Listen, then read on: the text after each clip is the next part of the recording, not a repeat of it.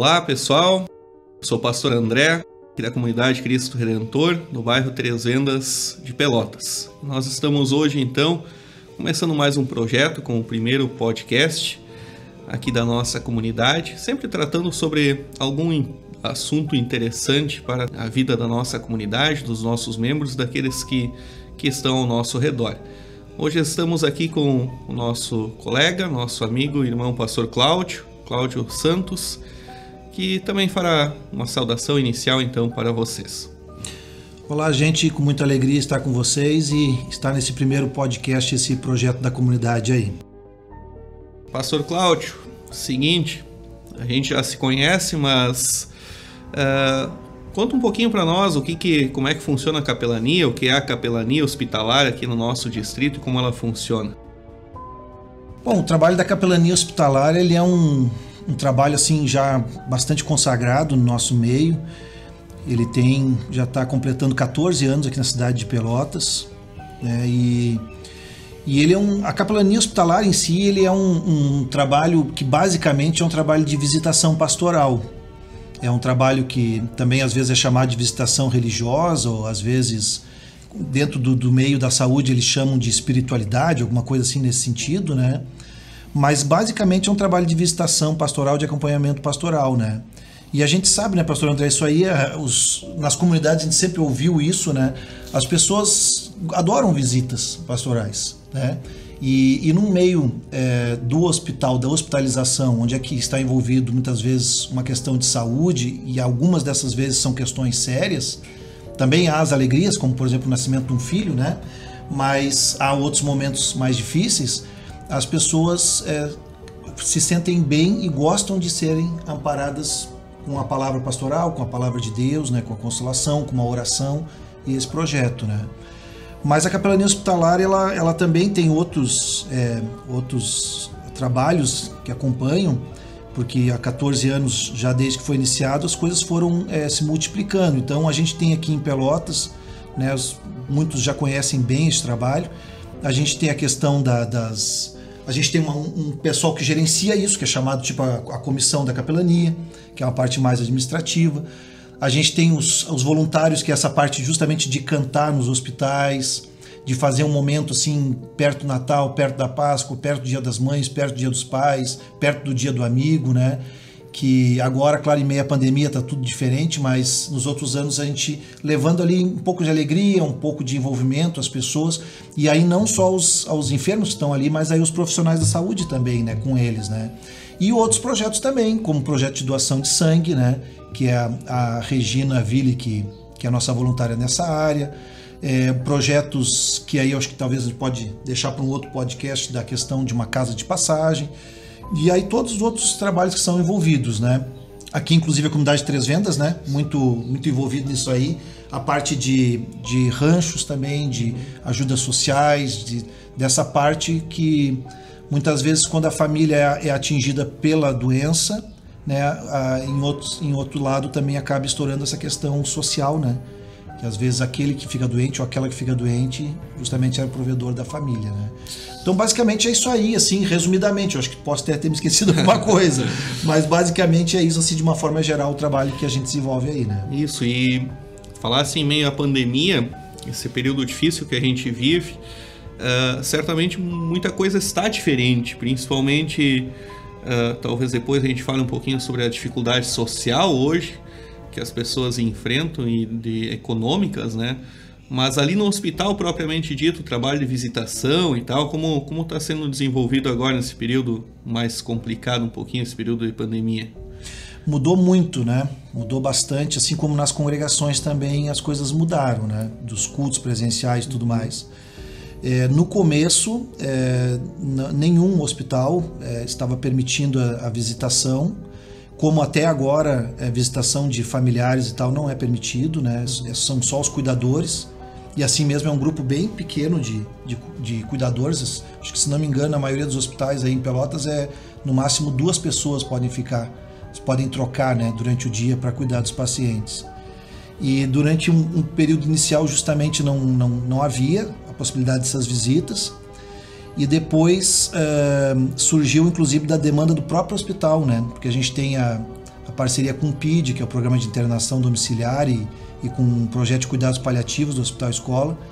E surgiu a demanda dentro do próprio hospital, onde uma paciente, no caso terminal, ela queria uma visita religiosa, ela estava precisando disso, né? E as pessoas sabiam da terminalidade dela e sabiam que era sério atender esse pedido dela. Então, eu não me lembro bem em qual época isso, no começo ali da pandemia, foi autorizado então a visitação, seguindo aí obviamente todos os preceitos, né? Tem que passar por uma triagem, né? Antes de entrar, tem que usar os EPIs que eles dizem e tal, tudo mais. A visitação é uma visitação um pouco mais fria, porque... Pois precisa pedir essa visitação. Sim, tem todo o processo, né? É importante para quem ouve a gente, que antes era muito comum o pastor capelão passar nos quartos, dos nossos membros, né? Agora é preciso então fazer esse pedido de visitação. Agora basicamente é isso. Ou a família, né? Ou próprios profissionais do hospital, eles pedem essa visitação. E aí também a gente não consegue acompanhar como era antes, né, pastor André? Antes a gente tinha, por exemplo, uma pessoa que estava na UTI, a gente, sendo uma coisa de emergência, sendo que a pessoa está precisando desse auxílio, que a pessoa se sente ali insegura e tal e tudo mais, a gente ia muitas vezes todos os dias visitar essa pessoa em uma situação intensiva de saúde, né? Hoje em dia, nas UTIs nem está sendo permitida a visitação, mesmo para o capelão hospitalar. E nos quartos a gente consegue acompanhar assim o mesmo paciente 1 a 2 vezes por semana, né? Então, primeiramente a família a gente pede a autorização para o hospital para fazer essa visitação. Uma vez que é autorizado, então é feita a visitação, mas também e no máximo 2 vezes por semana, né? Então é um trabalho bem diferente hoje, mas graças a Deus assim os próprios pacientes, os próprios familiares estão compreendendo, porque a gente sabe que é uma situação de pandemia e uma situação mundial, né, que está acontecendo. Então é uma coisa muito séria e a gente tem que se adequar em meio a isso, como as comunidades estão se adequando também, né? A questão dos cultos, dos departamentos, na visitação hospitalar também tem esses mesmos procedimentos, né? E como tem sido com o pessoal do próprio hospital, o pessoal que trabalha nessa área, tem tido alguma abertura para falar com eles também sobre a palavra de Deus? Porque a gente conhece muitos profissionais da enfermagem, enfim, médicos, que certamente nesse momento difícil precisam de uma palavra especial também, de uma palavra de Deus. Tem tido alguma questão nesse sentido também? No começo até foi bastante difícil, né? Bastante desafiador, porque a gente via, mesmo quando não havia chegado propriamente ainda os casos Covid aqui em Pelotas de internação, a gente via que os profissionais da saúde estavam bastante ansiosos e bastante assustados com o que iria acontecer, né? E aquele momento que muitos pediam, né? Que a gente pudesse ter um momento de trazer a palavra de Deus, um momento de orar com eles, de dar uma palavra de auxílio também, de conforto. Mas justamente ali no começo tudo estava meio se ajustando e a gente não estava tendo essa permissão de fazer esse trabalho. Com o tempo, os próprios profissionais também foram entendendo um pouco a situação e se sentindo um pouco mais seguros diante de tudo isso.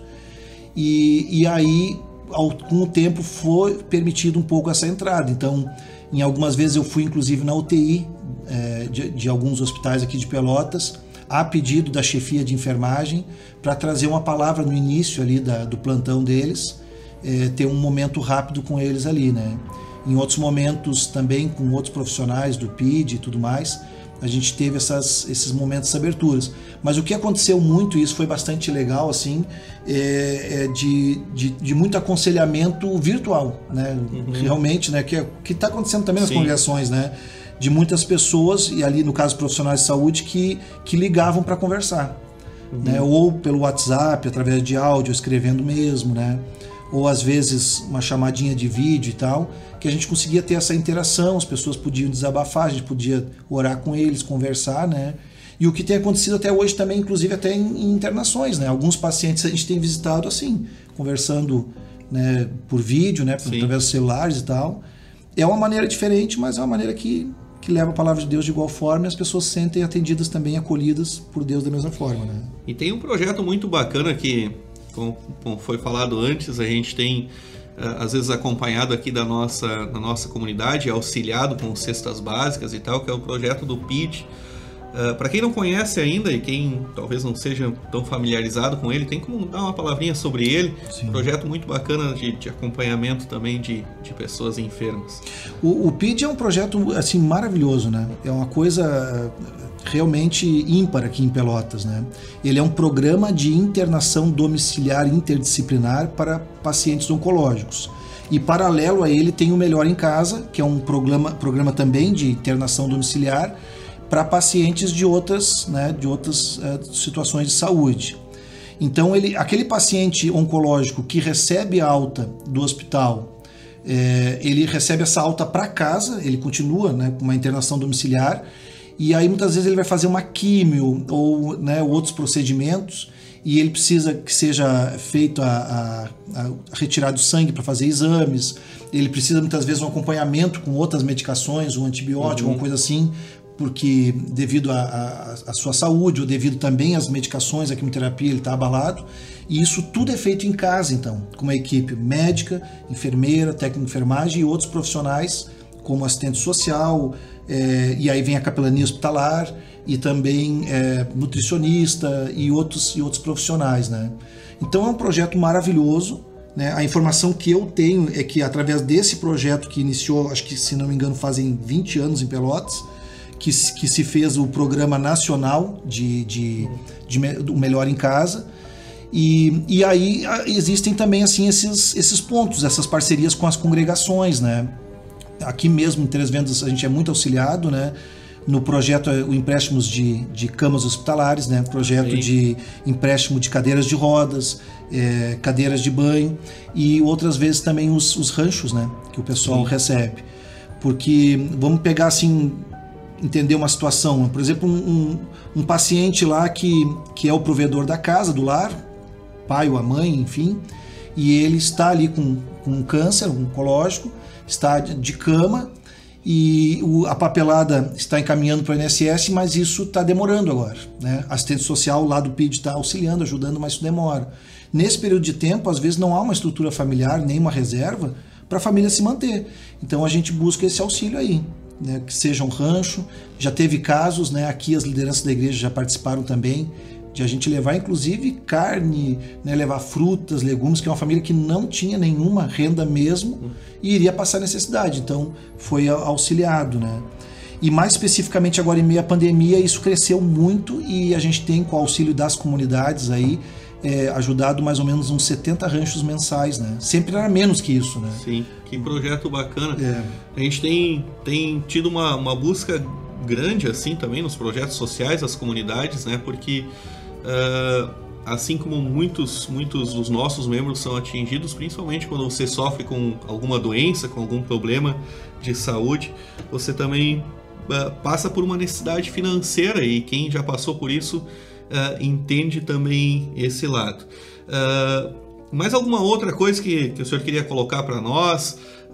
Sabemos que tem alguns projetos novos vindo por aí dentro da capelania.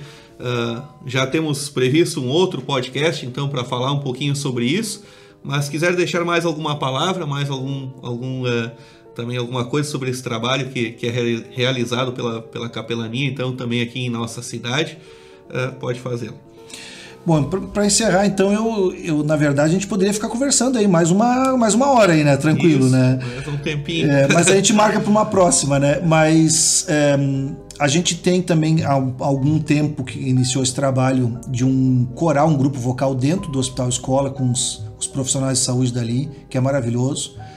Mas a gente tem agora outros projetos também importantes, que eu acho que a gente poderia conversar num outro momento. Um projeto desses é um projeto de capelania prisional, dentro de um modelo prisional novo que está surgindo em Pelotas, com apoio do poder público, estadual, municipal e federal, que é o projeto APAC. Esse trabalho nós já iniciamos, eu tenho feito tanto os momentos de estudo da palavra como os momentos de culto lá dentro. E eu acho que em outro momento a gente pode conversar sobre isso. E também um projeto, um sonho antigo da capelania, de todos os colaboradores que nos ajudam, que é uma casa de passagem, e nós conseguimos, com a graça de Deus, adquirir essa casa ao lado, bem próximo ao Hospital Escola e da Santa Casa, e ao lado da Igreja da Redenção no centro. Essa casa está sendo reformada e nós teremos um local ali para justamente acolher familiares, né? Ou pessoas que precisam passar o dia também, aguardar o ônibus, o transporte municipal de retorno. E também um espaço para lavar roupas, almoçar, né? Uma casa de passagem. Né? E hoje está funcionando já alguma coisa ali? Ou... Nós já estamos... porque também existe uma parceria com o Hospital Escola, onde o brechó do Hospital Escola fica lá. São feitos 4, 5 brechós durante o ano. E enquanto não se faz o brechó, as roupas são doadas para pessoas do hospital que precisam, né? Pessoas que vêm de outras cidades ou até pessoas de rua que não têm, né, condições. E as pessoas recebem essas roupas. Isso já está sendo usado ali, né, nessa casa. Mas a outra parte está em reforma. A gente acredita que até o final do ano, mais tardar o começo do ano que vem, nós estaremos acolhendo as pessoas. Aí eu acho que é legal, podemos fazer um outro podcast, uma outra divulgação depois desse projeto. Então, para você que tem algum familiar ou alguém que talvez precise disso, em breve então pode também entrar em contato ou com a gente aqui da comunidade ou diretamente com o pastor Cláudio, a capelania. Temos projetos bonitos para serem desenvolvidos pela frente. Então tá, pessoal, esse é um momento de conversa que a gente quer ter a partir de agora, e sempre também tentando trazer alguma informação, trazendo algum assunto diferente. Da minha parte, agradeço muito ao pastor Cláudio. Alguma consideração final ainda que o senhor queira deixar para nós? Só agradecer aí a parceria da comunidade, a parceria dos nossos distritos aqui, e me colocar à disposição, que a gente puder estar auxiliando e ajudando. Como disse, entrar em contato com a gente aí. Então tá. Fica um grande abraço também meu, pastor André, aqui da comunidade Cristo Redentor, a cada um de vocês que nos acompanha neste momento.